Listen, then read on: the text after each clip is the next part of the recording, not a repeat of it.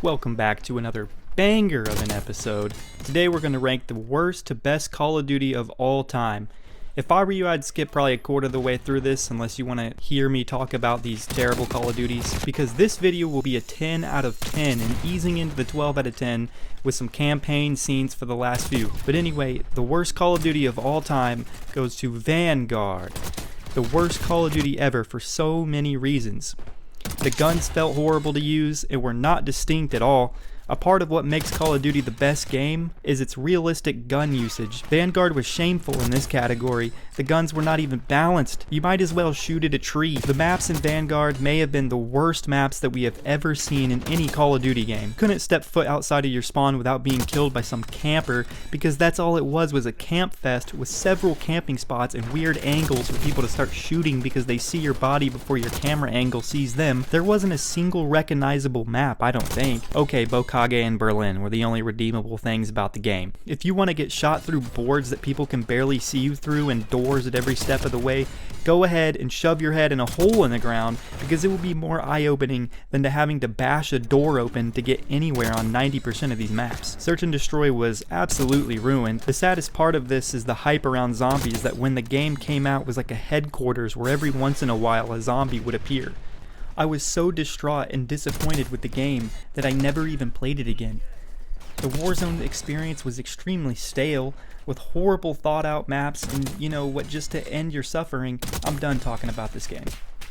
The game was completely unplayable and unfinished by far when it came out, making Vanguard the longest of shots, the worst Call of Duty of all time. This is where I start taking heat from the Call of Duty community, because the second worst Call of Duty of all time is Modern Warfare 2019. This was the beginning of the end for the Call of Duty franchise. People were so hyped for this game, and so before it was released, it became the most sold Call of Duty before its release. Then probably became the most sold Call of Duty ever because of the great false pandemic of 2020. I guarantee nobody on console was able to have fun on this game because there was no FOV slider. You need this so that you can use the movement to its fullest extent, see enemies in your peripheral view, and moving your aim to them quickly. This obvious blunder ruined the experience for everyone on console. One reason this game was so bad was because it had a new engine. They needed 4 years on this new engine to correctly use it. It made the guns seem a little more realistic, but the arcade feel of the game before Black Ops 4 was perfectly fine. I know it's a small thing, but sometimes it's the small things that make the game worse, and that is the recoil in 2019. Just a little too much. The thing that threw people off a ton is the mix of the FOV slider that made everything slower, including movement and getting your aim on the person, and the fact that the game was much slower than Black Ops 4. People ain't got the time to be moving all slow, they want to move fast and feel the action. So going from Black Ops 4 to 2019 was detrimental to the fun that you felt. You mix that with the extremely fast time to kill, and you get a chemical cluster of angry kids yelling profanities like it's Modern Warfare 2. Warzone, in comparison to Blackout, was filled with tall buildings, with campers and random corners on the 6th floor out of 14 stories. There was a bunch of space with no protection, so you would run out in the open when the storm comes in and get shot at while slowly running away to not find any cover and die. So you would either get shot at by people who had the high ground times 10, or by being in the middle of nowhere.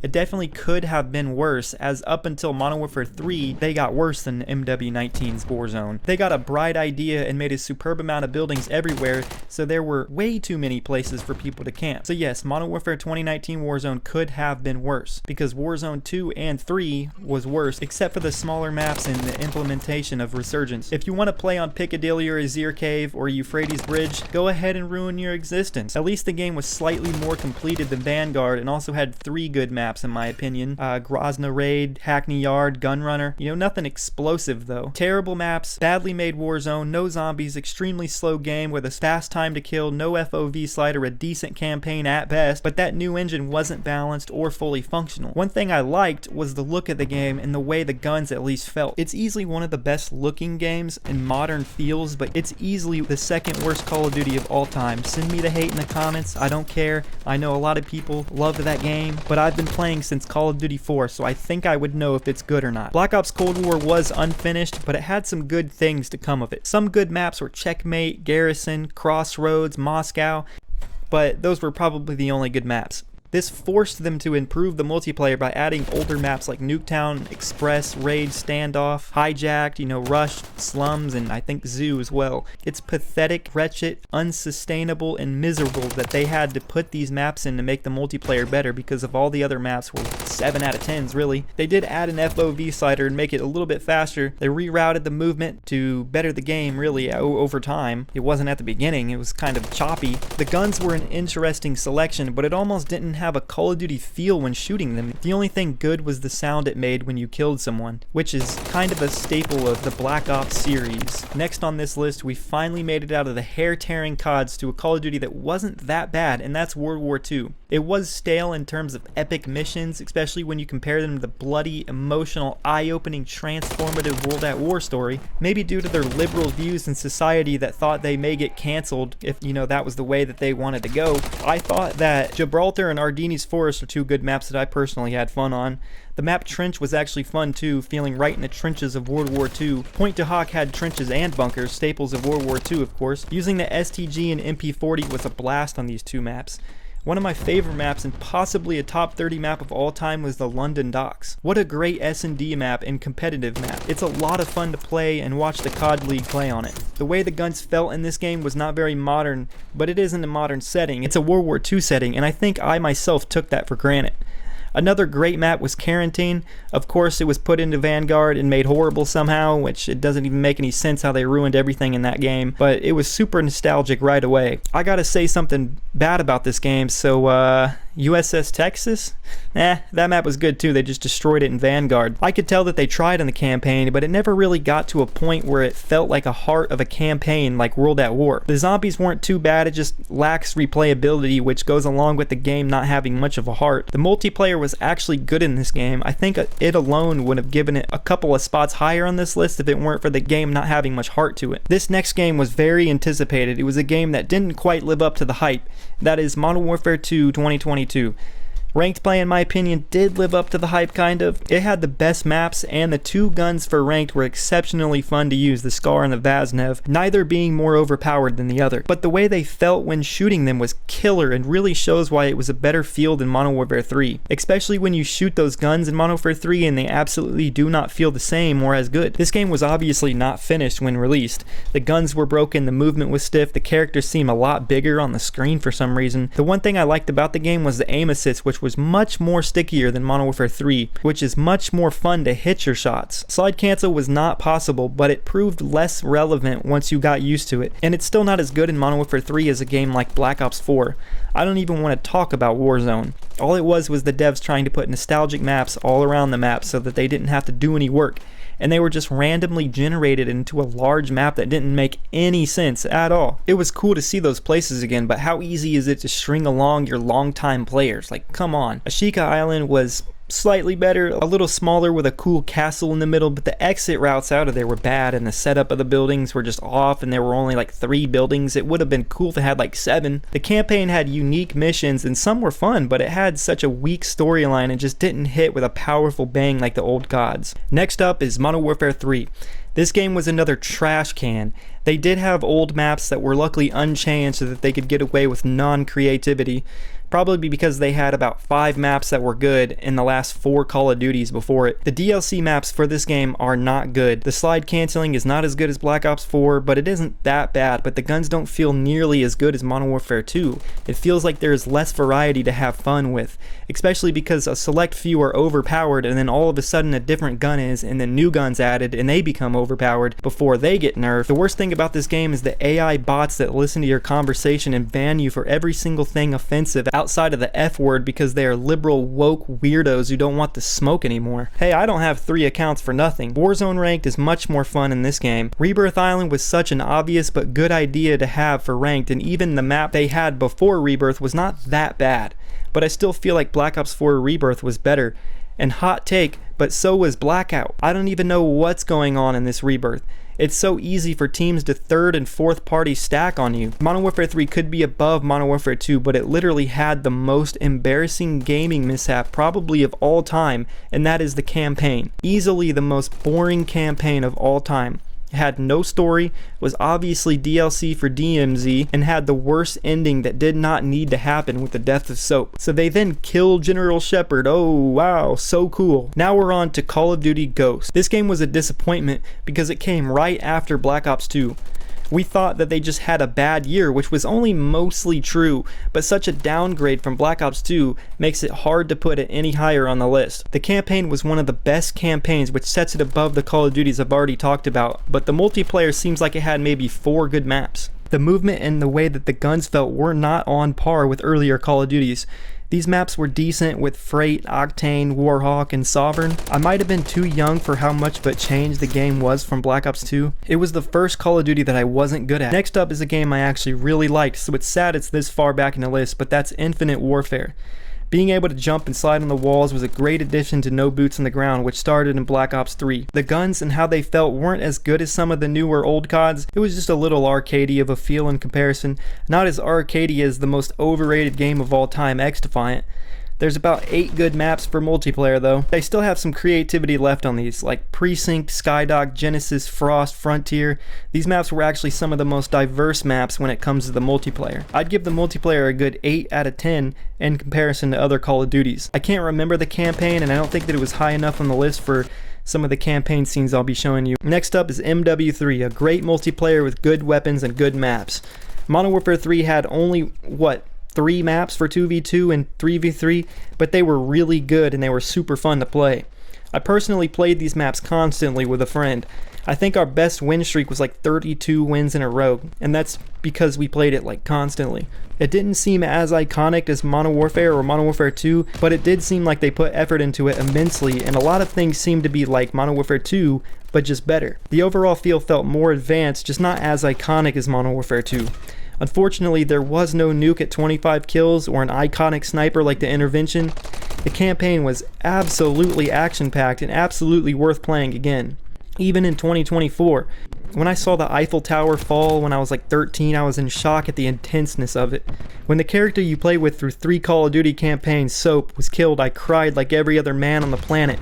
And when Makarov finally, after 5 years, that man killing my boys, was strung around the neck with a rope by Captain Price, and he lit up a cigarette, I could rest in peace knowing we got him, boys. It was fun, action-packed, happy, relieving, emotional, and the end of one of the greatest stories ever told. Ending with the man himself, Captain Price, the only soldier left that was a known character that didn't die through it all. Of course, there were mesmerizing maps in the multiplayer like Seatown, Dome, Carbon, Bootleg, Hard Hat, and Mission. Infected first arrived on the scene in Modern Warfare 2, and it was actually super fun to play. I don't know why, but it was just so fun to play on that game. And now we have Black Ops 3. I played this game like 4 times. I had a girlfriend in high school, but the maps were great. They were highly colorized with beautiful futuristic movement with fun guns, and I watched the CDL for this, or maybe it was still called the CWL, but it looked good and had awestruck reviews.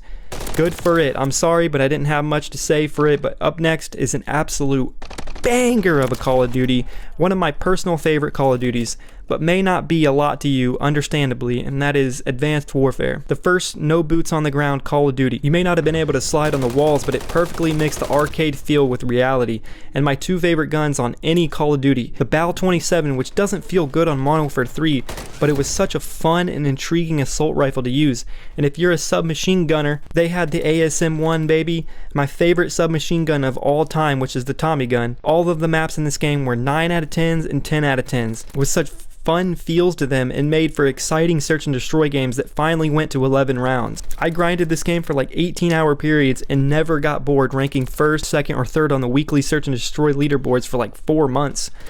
I was ranked 15th in the world at my peak, so of course it's a personal favorite of mine. The variance of each gun was a massive addition and caused a lot of controversy. The Inferno for the Bal-27 increases fire rate, and the Obsidian Steed increases the damage.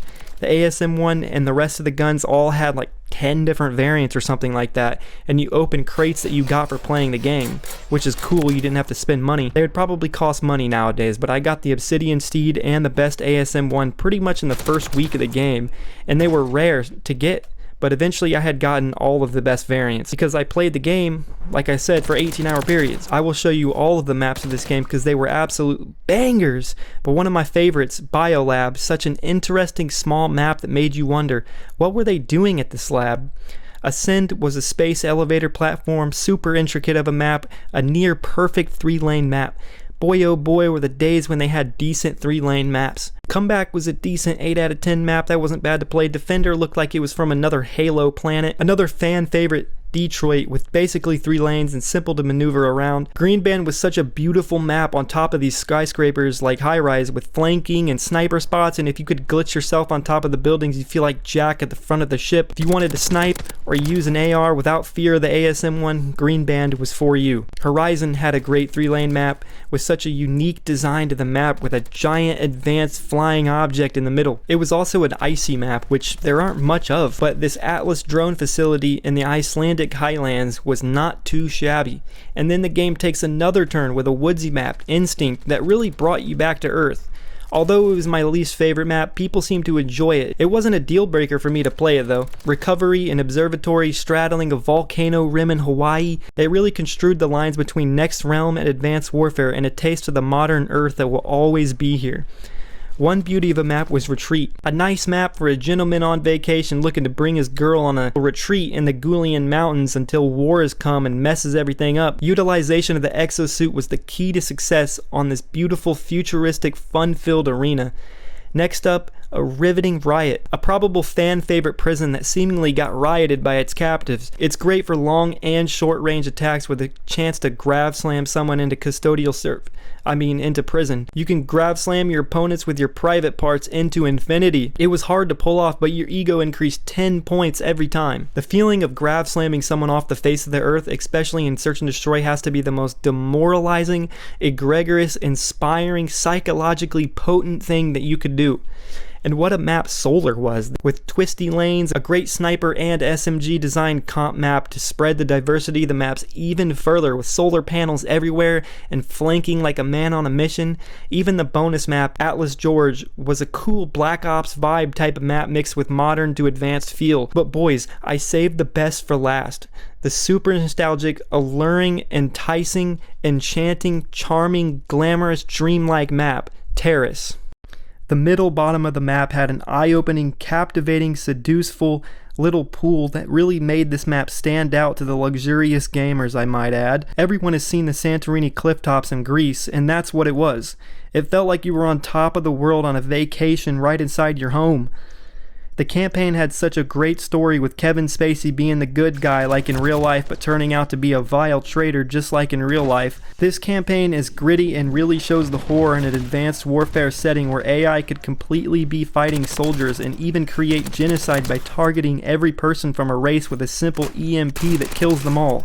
In an early mission, you get your arm stuck in a futuristic airplane that blows your arm off, and you gotta wake up to Kevin Spacey's face as he equips you with a prosthetic arm. Probably fiddled around, with your midsection, but alright, it's definitely worth the play.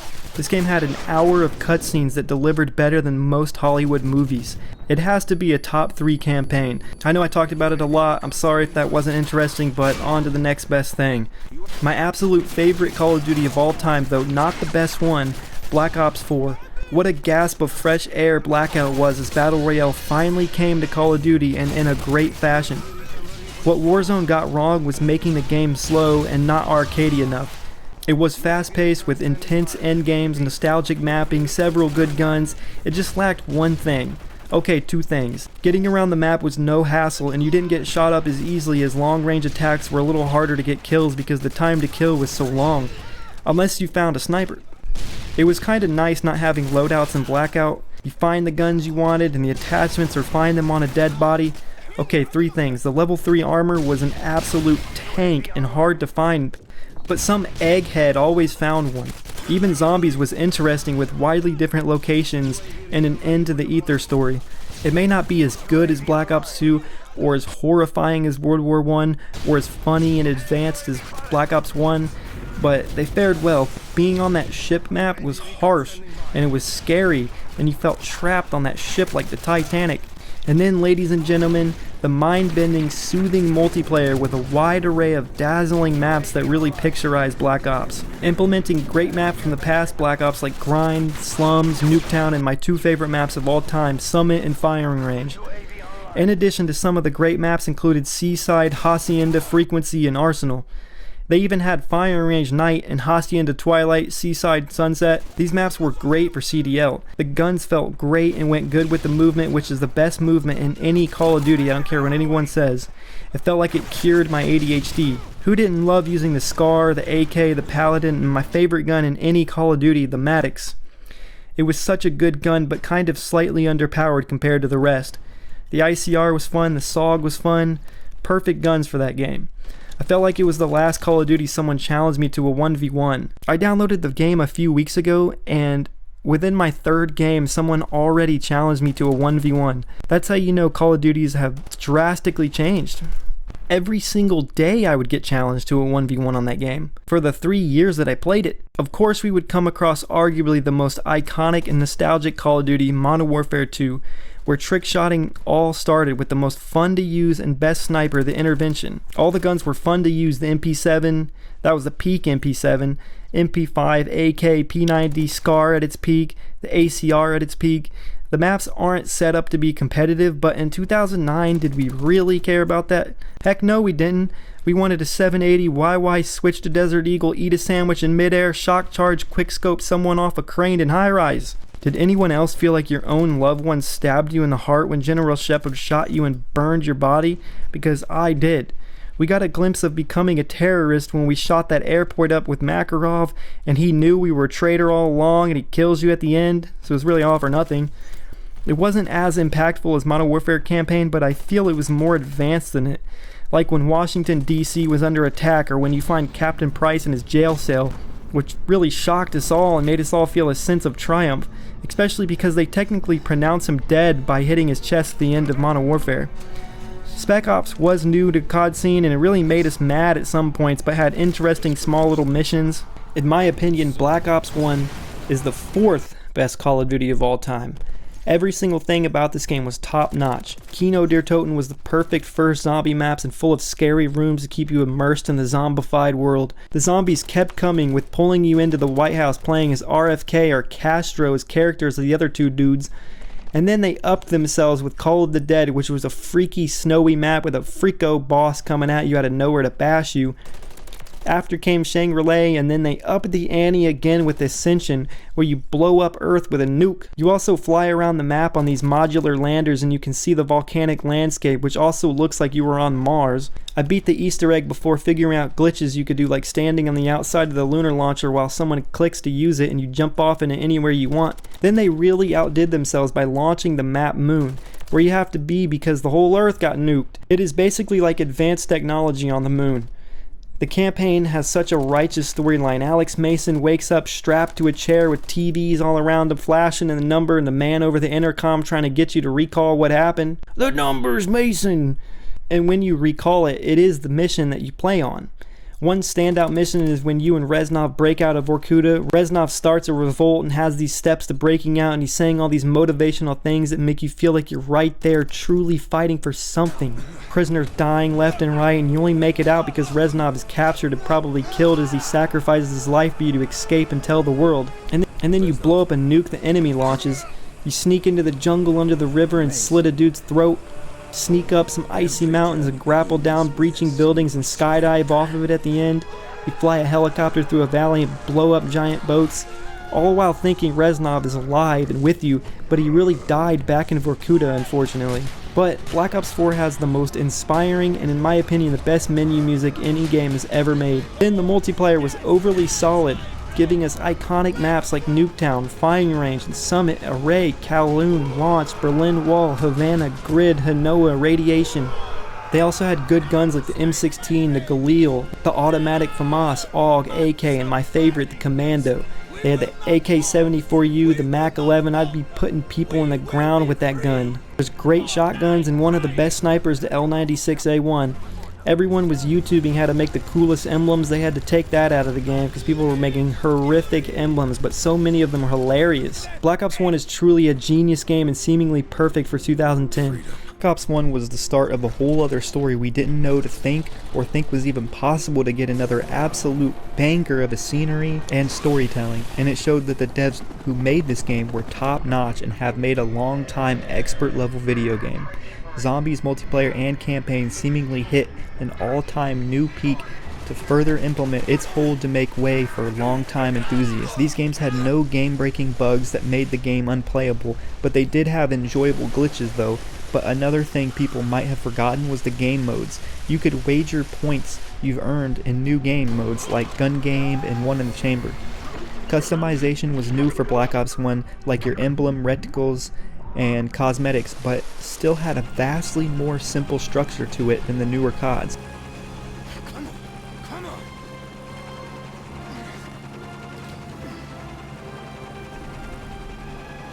Let's get the fuck out of here. Reload. All right, watch it. Make some more. Reset it. See you up in that ring. Come on. Bravo. Short of Alpha Hotel.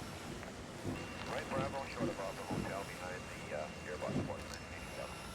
CAD, this is Big I-6 requesting takeoff. Big I-6, clear for takeoff, runway 4. CAD, confirm refuel with KC-135 in Sector Bravo 69er. Affirmative, Big I-6. KC-135 is in the sector. They will meet you there. Big I-6, you have the sky.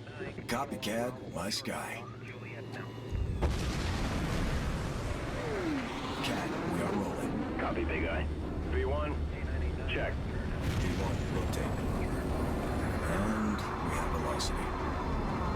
Gear away. Gear away, check. CAD, this is Big I, we are away.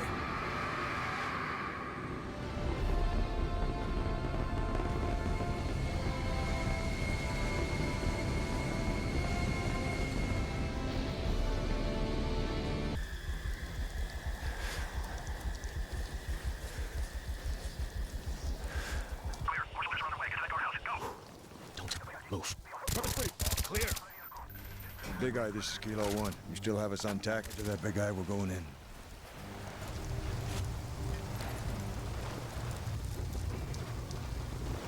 Ready?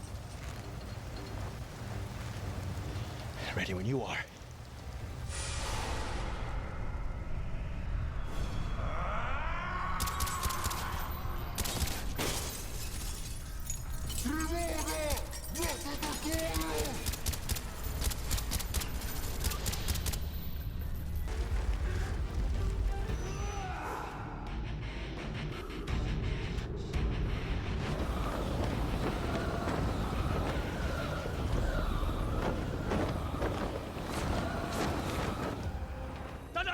You can't kill me! You shoot, GI, you shoot! Fuck!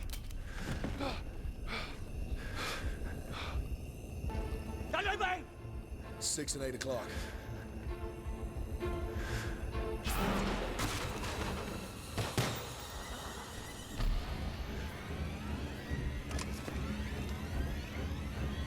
You ready for World War III?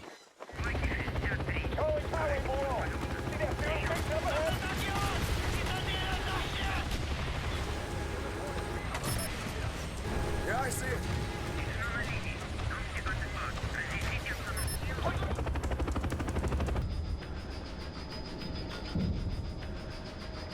Maze, you did. Mason! It is over. We won. For now.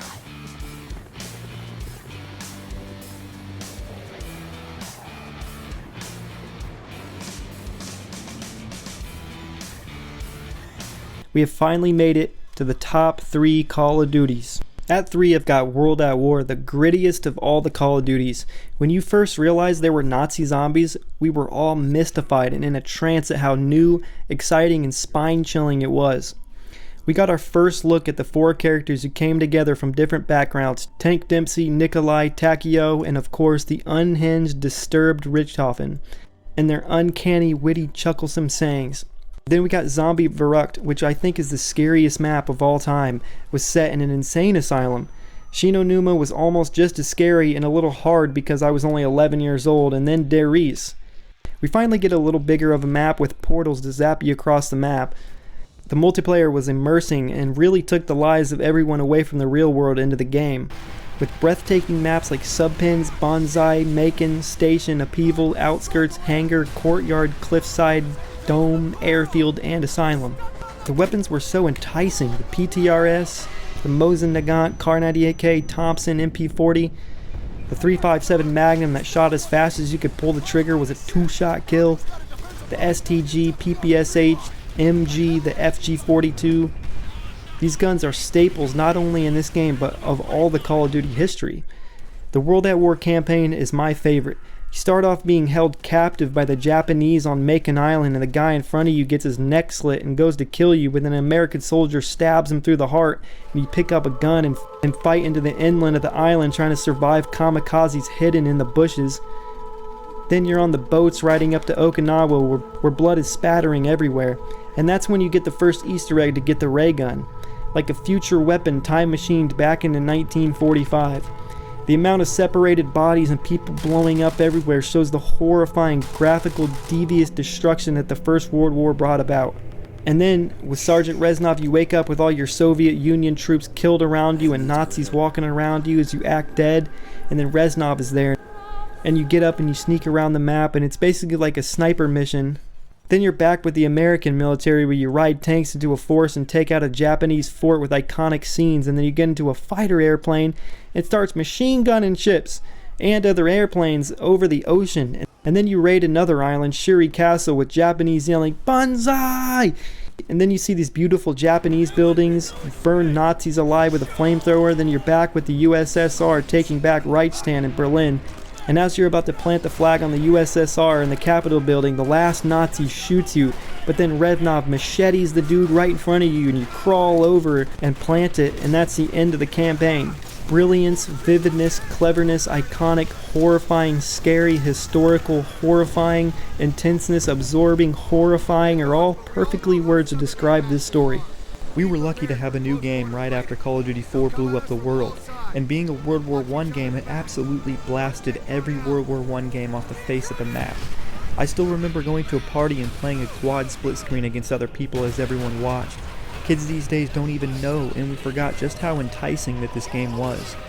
It was like Justin Bieber in 2010, which nobody really understands how he blasted off like he did, but anyways, not even a piece of Diddy oil on his back was as famous as Okay, I went a little too far there. That's embarrassing. World at War was like crack cocaine when it was first made. You know what's wrong? What's wrong with me? I'm sorry, but it was something that can't be explained to kids today because the captivatingness of COD back then was on a righteous level. In my opinion, the lore of World at War was groundbreaking, and to this day, much more fun than any World War I or World War II game ever thought of being. Once again, another COD that revolutionized gaming again and made everyone forget about the problems in life, the housing crisis of 2009, and any game that came before it. This is where I learned about World War I and how I learned it was an absolute horror scene in real life.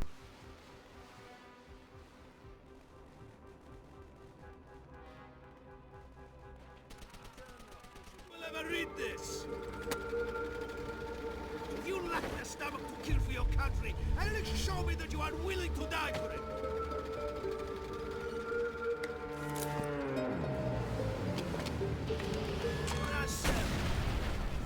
And for Mother Russia.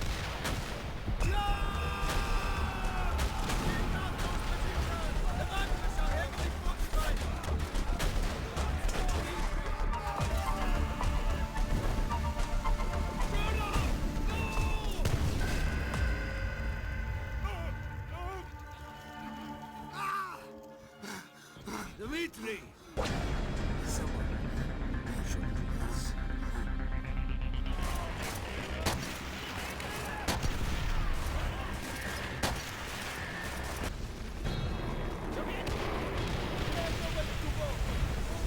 Clear a path for the flag!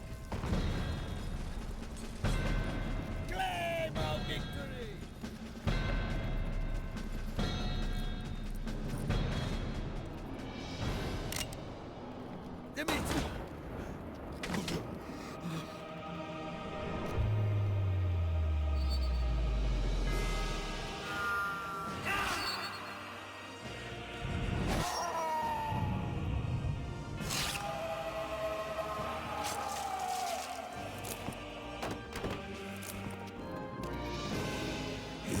kid, my friend. You always smile.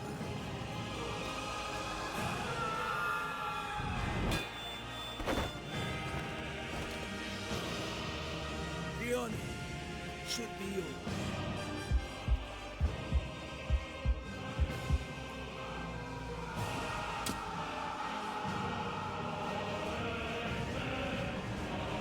As long as you live, the heart of this army can never be broken. Things will change, my friend. As heroes, we will return to With number 2, Call of Duty 4 Modern Warfare. This is where the history of gaming has changed forever. The multiplayer was top notch. There was no such thing as a sweat on that game. You didn't mind if you went 20 and 15, you had a blast playing it. Of course you get the MP5, the Vector, the M40A3, my personal favorite sniper in any Call of Duty, the AK, M4, M16, Desert Eagle, and you play maps that are captivating instantly like Crash, Crossfire, Pipeline, Wetwork, Vacant, Shipment, Overgrown, Downpour, District, Bog, Backlot. In this most iconic series, you meet Captain Price, the most iconic character in any video game ever. You meet Gaz and the forgotten Sergeant Griggs as you play as Soap McTavish. Your first mission is to helicopter to a ship in the ocean and find intel. Then you sneak up in the grasslands, find the Russian allies laying in the grass and start sniping off the mountain. Put night vision goggles on and infiltrate this house and rescue Nikolai. Then you're back in the chopper over the ocean and get to this mainland with RPGs trying to shoot you down. You drop into the city that looks like Crossfire from the multiplayer, which you do fight at that location in just a few missions later, trying to find Khalid al-Assad. You break into this news station compound thinking he's broadcasting it, but it was really just a recording. Just like with World at War, you truly feel like you're at war with great characters and immersive conversation and storyline.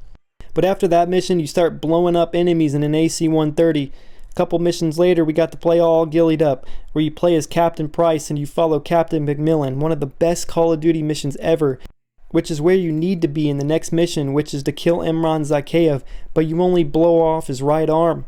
Having to run away after you snipe him gets intense, but you climb through these broken apartments where 50,000 people used to live there, shoot a helicopter which hits and breaks McMillan's leg, so you gotta carry him around and fight until you get to this Ferris wheel and fend off a ton of troops until your military gets there. What insane anxiety that gave us. I don't know how else to describe these cool missions you do with the Bravo 16, but they are in like Russian and Iranian towns, grasslands, small cities, but you end up chasing Viktor Zakhaev to get information on Khalid al-Assad. You chase him to the top of this hotel, but he ends up killing himself at the top. Their plan is to basically wipe out much of civilization with nukes, and before they launch, you make your way into this launch site and jump into this hole where the launch center is in, but the nukes launch. But conveniently enough, you type in the abort codes. You leave in trucks still fighting along this mountainside highway, but this helicopter blows up this bridge and you're stunned, and it's kind of in slow motion, and Sergeant Griggs gets shot up and killed, and you see Captain Price to your right, and you're both hurt and you think you failed because troops come up to you and Zakhaev is standing there, but Price rolls a pistol to you and you cap him. And then the Russians come in and save you, and you think Captain Price dies, but everyone else did. I hope this story isn't lost in time because it's so intriguing. It was such a third world feel, but with beautiful landscapes and cynical acts and bloody and imaginative and uniting with a sad but prosperous ending. Call of Duty 4 represents a new age in gaming that hit like a Mack truck, because I mean, look at every game made before then. The graphics improved dramatically, the movement, the guns, development of gameplay along with multiplayer, first person shooting, and the start of an amazing storyline with iconic characters gave it an edge at every turn possible. Before Call of Duty 4, it wasn't even possible to do the things that you can do on it. One thing that was so great was all the character voices that put you right in the battlefield, so you felt like you were actually killing terrorists and doing something good for the world. The devs must have knew they had such an absolute banger in their repertoire that their lives were going to change, and so was the future of gaming. Obviously, being a game from 2007, the characters looked a little goofy when they ran. They looked like NPCs for sure. What I find to be awesome about COD 4 but bad for the future is that they had multiplayer modes like Search and Destroy, Headquarters, and Domination, and Free for All, and the only game modes that people really enjoyed since then are Hardpoint, and for a while, people loved Infection. It was definitely a rave on Modern Warfare 2, at least. It is one of the few CODs that are still playable in 2025 because they haven't messed with it like they do with the newer CODs. For example, Black Ops 4, the most advanced Call of Duty, dropped its FOV and now the game feels horrible to play. I don't even know how to explain it because it's so much worse than it used to be, and it makes me sad because I remember the day they stopped the dedicated servers, the game was absolutely unplayable. But COD 4 was back before a company knew what being greedy and a devious cash grab with no heart or passion, so it plays like a time machine gem. Unlike newer CODs, the movement, aiming, and FOV still stands victorious through time. Some bad things about Call of Duty 4 was that some guns like the M16 was a 3-shot kill and it shot so fast. But Last Stand, hit reg sometimes, and mantling was really slow. Bullet flinch felt like you got hit in real life, but you can't let modern technology ruin the experience of an almost 20-year-old game. They remastered the game and put in so much like Christmas maps, DLC content, new weapons, reticles for your scopes, better hit reg, lighting, enhanced textures and rendering. It made the game just that much better, while not altering the feel of the original game. It was such a simple game that didn't need much, nor was it complicated in any way, especially because they weren't insane skins, whack job guns, or intricate map designs. I'll let you watch a couple of minutes of campaign here.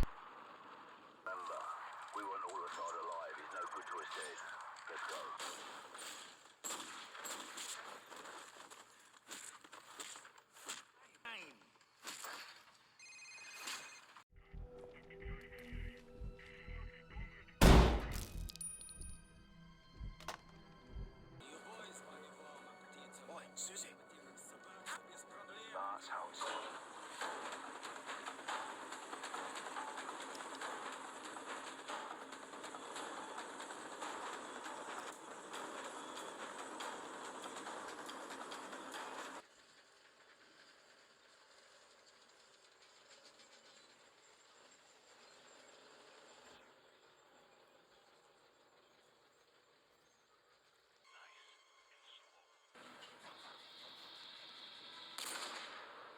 Target is down. Nice shot, Lieutenant. Shut the...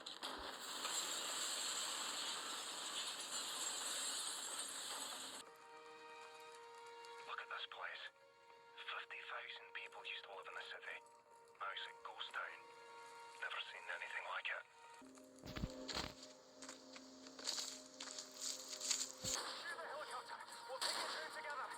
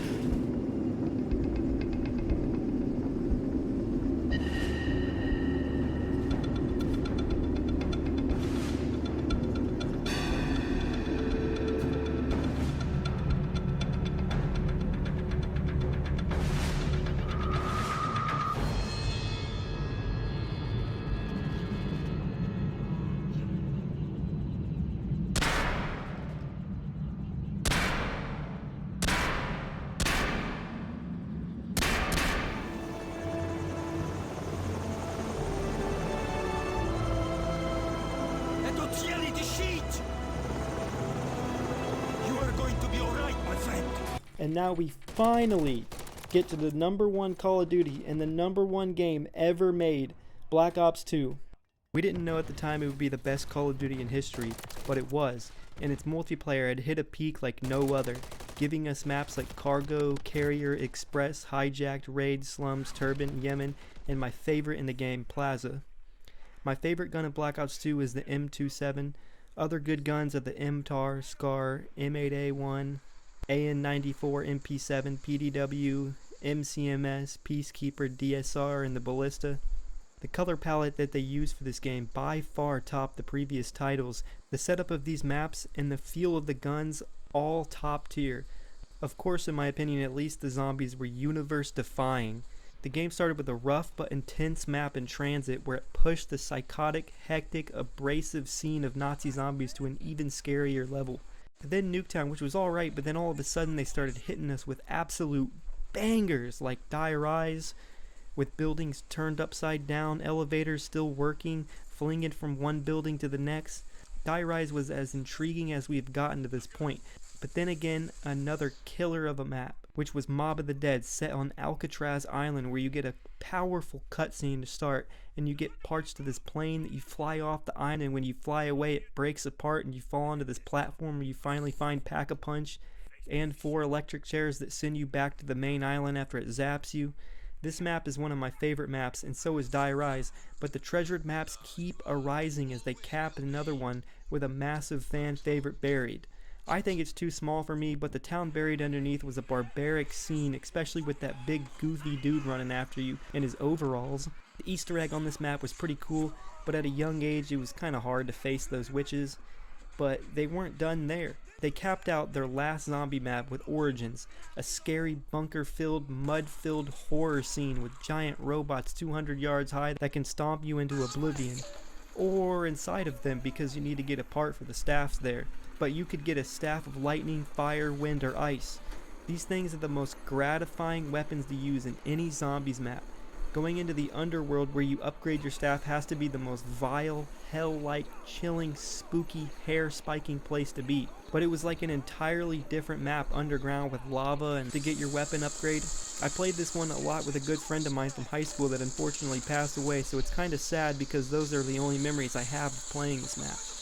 But on the prestigious, amazeballs, stunning, remarkable campaign, it starts with you fighting through the desert with an Angolan general played by Robert Wisdom.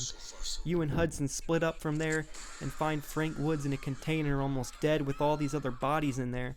You take him out onto this boat to get away, but this helicopter blasts your ship and Woods sinks to the bottom, and you grab him and try to fight your way out, and then you get surrounded by enemies ahead of you and a helicopter behind you, and it ends up firing and shooting at the enemy, and the African dude is like, "You think I would leave you?" Next mission you're swinging down a rainy mountain with Merle from The Walking Dead and then skydiving off of it with a wingsuit, and then all of a sudden you're riding a horse with an AK in the desert. But then you get these crazy, bloody, hellacious, brazen, despicable, non-liberal, murderous scenes that they would not allow in today's society, which is another reason the game of today will never touch Black Ops 2. I know these are graphic and heinous, but it's shocking and treacherous and ghastly. But they submerge, soak, and engulf you into the gameplay. But all of a sudden you're in this Fast and Furious movie, cruising through a flooded city. You get to play as the gunner in the helicopter, blowing everything up that moves. I mean, the graphical insidiousness, the life-taking, bloody guts horror scene does not stop. You look at the graphics and the color palette, it's such a gorgeous picture for 2012. The intensity holds strong like this clip the entire time. But just when you want to tap out and say, okay, that's enough, you get to fly this advanced fighter jet and torch the city and parachute out smacking the ground. We all paused the game and went into the kitchen and sat there like SpongeBob at the diner wondering if we were going to pull through after what we just witnessed. But you know Menendez needs to be killed, so you hop back on only to find yourself in the first moral conundrum when you finally find Menendez and stab him twice, one for Mason and one for Hudson. Do I kill him or capture him? If you do the right thing, this is what you do. You blow his brains out, because either way the story ends. The story that killed all of our chances at becoming social. The story that kept our eyes wide in amazement. Call of Duty will forever have little parts here and there tucked away in our memories waiting in hopes that we do something great with our lives, like Ghost, and Gaz and Price and Soap and Private Miller and Woods and Mason and Reznov. For now, it will go down as, for its time, the best gaming experience so far, even with the advancements of the newer games. Unfortunately, I'm 26 now and I don't know if any game will feel as fun anymore, but I sure hope so. It took me about 15 hours to record and edit and research on the gameplay, get campaign scenes, maps, and guns, and write all of this. I know I got a couple things wrong, but I only have 200 subscribers, so keep that in mind that it wasn't supposed to be the biggest masterpiece ever, but... Subscribe, or Khalid Al-Assad, Imran Zakhaev, Menendez, General Shepard, Dragovich, and Makarov are all gonna come back to life.